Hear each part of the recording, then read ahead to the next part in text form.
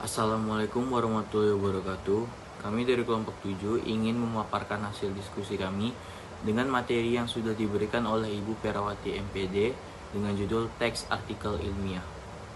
Perkenalkan, saya Farhan Azmi sebagai moderator dan teman-teman saya. Baik, kita akan masuk ke materi pertama, yaitu A. Kegiatan 1. Membangun konteks teks artikel ilmiah. Artikel jenis ini disebut artikel penelitian, yaitu artikel yang didasarkan pada penelitian. Jenis artikel lainnya adalah artikel konseptual, yaitu artikel sebagai hasil pemikiran secara konseptual. Artikel jenis yang kedua ini tidak merupakan laporan penelitian. Dengan demikian, terdapat dua jenis artikel ilmiah, yaitu artikel penelitian dan artikel konseptual. Masih terdapat jenis artikel lain, yaitu artikel ilmiah populer. Artikel yang terakhir ini pada dasarnya sama dengan artikel konseptual, tetapi disajikan dengan gaya yang lebih informal. Baik, saya Rido Saputra dari kelompok 7 dengan NIM 24030479 akan menyampaikan presentasi kelompok saya yang berjudul menelusuri dan menganalisis model teks artikel ilmiah. Artikel ilmiah ini merupakan salah satu jenis teks akademik artikel. Ilmiah bisa diterbitkan pada jurnal ilmiah, itu terbitan berkala yang berisi kajian-kajian ilmiah di bidang tertentu. Jadi jenis teks akademik yang lain adalah buku, laporan, penelitian tesis, serta disertai ulasan dan sebagainya. 1. Mengeksplorasi struktur teks pada artikel ilmiah. Yang pertama yaitu struktur pada artikel penelitian dan artikel konseptual.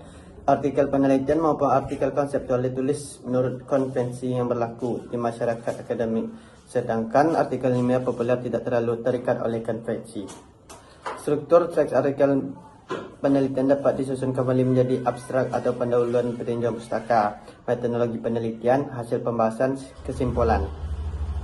Antara itu, pada umumnya formulasi struktur teks artikel konseptual atau artikel non penelitian lebih bervariasi. Suatu step yang sering dijumpai di jurnal-jurnal ilmiah adalah abstrak atau pendahuluan tinjauan pustaka, pembahasan atau simpulan. Kenyataan ini diantara disebabkan oleh luasnya tidak kecakupan pokok persoalan yang disajikan di dalamnya dan beragam tindakan prevensi yang dipilih oleh penulis. Berbeda dengan artikel penelitian, karena artikel konseptual tidak tulis berdasarkan penelitian, tentu saja artikel tersebut tidak mengandung metodologi penelitian dan presentasi data dan presentasi hasil. Untuk itu, tahap metodologi dan hasil tidak diperlukan. Saya Isna Lailatul Afifah dengan NIM 24030475. 1. Abstrak. Abstrak merupakan ringkasan dari artikel ilmiah seluruhnya, baik yang berupa artikel penelitian maupun yang konseptual. Semua isi bab pada artikel dimasukkan ke dalam abstrak.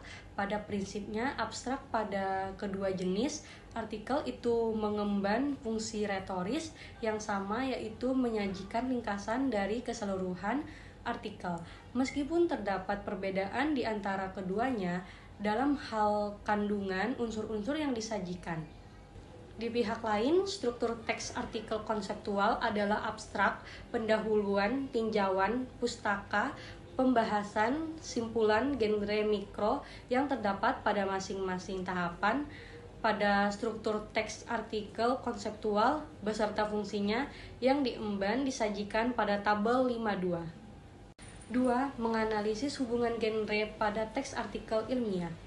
Artikel ilmiah merupakan salah satu genre. Sebagai genre makro, artikel ilmiah mengandung genre mikro yang terletak pada tahapan-tahapan atau bab-bab di dalamnya. Abstrak, pendahuluan, tinjauan, pustaka, metodologi, penelitian, hasil, pembahasan, simpulan. Untuk artikel penelitian dan abstrak, pendahuluan, tinjauan, pustaka, pembahasan, simpulan. Untuk artikel non penelitian, setiap tahap mengandung genre mikro yang berbeda-beda. A. Hubungan genre teks artikel penelitian dan teks artikel konseptual. Pada struktur artikel penelitian beserta fungsi teroris yang diemban disajikan pada tabel 51. Saya Bintang Aulia Safitri dengan NIM 240304094. Saya di sini akan melanjutkan presentasi dari teman saya sebelumnya. Bab pendahuluan berfungsi sebagai pembuka artikel ilmiah. Dari bab ini pembaca mengetahui arah pembicaraan pada artikel tersebut.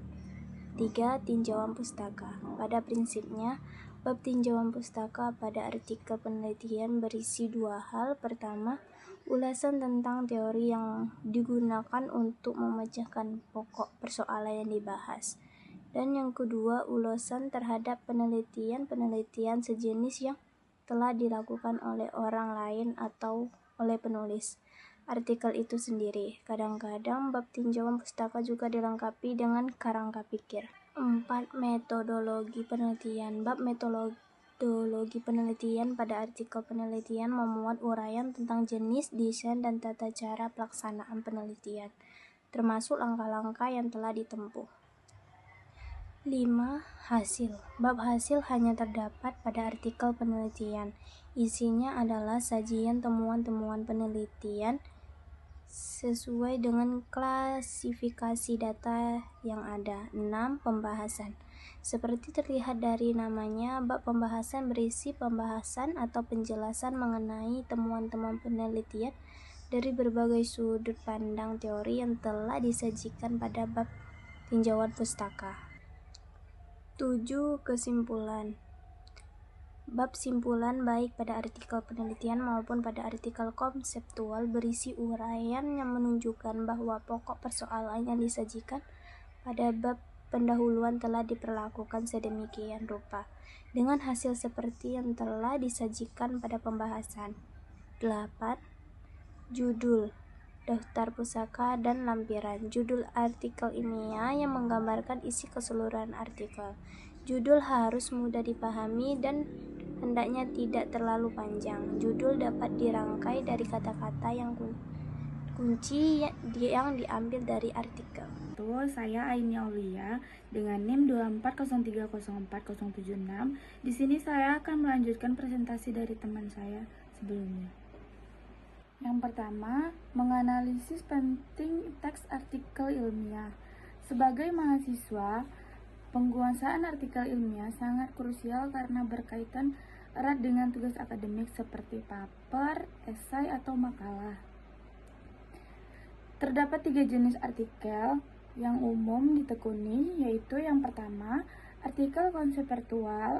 Artikel konseptual yaitu artikel yang biasanya ditulis berdasarkan pemikiran teoritis. Yang kedua, artikel penelitian. Artikel penelitian, laporan hasil penelitian yang disusun dalam bentuk artikel ilmiah. Yang ketiga, artikel ilmiah populer. Artikel ilmiah populer yaitu gagasan ilmiah yang disampaikan dengan gaya bahasa informal melalui media massa, yaitu koran, majalah, atau media sosial. Dengan mengetahui struktur dan tata cara penulisan artikel memberikan 2 keuntungan. Yang pertama, kemudahan membaca. Anda akan lebih mudah memahami artikel ilmiah milik orang lain. Yang kedua, kemudahan menulis. Membantu Anda menulis dengan struktur teks dan pilihan yang tepat.